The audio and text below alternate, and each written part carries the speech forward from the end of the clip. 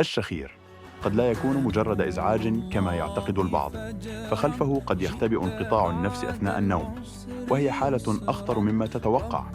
هذه المشكلة قد تؤثر على القلب وتسبب صداع الصباح وارتفاع ضغط الدم وضعف التركيز والنعاس المستمر، وتزيد من خطر أمراض القلب والأوعية الدموية.